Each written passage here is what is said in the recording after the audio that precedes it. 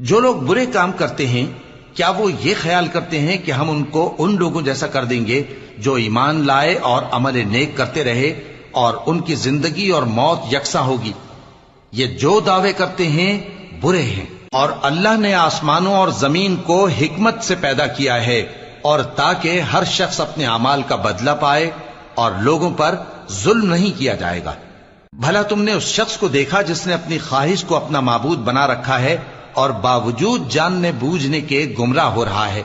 تو اللہ نے بھی اس کو گمراہ رہنے دیا اور اس کے کانوں اور دل پر مہر لگا دی اور اس کی آنکھوں پر پردہ ڈال دیا۔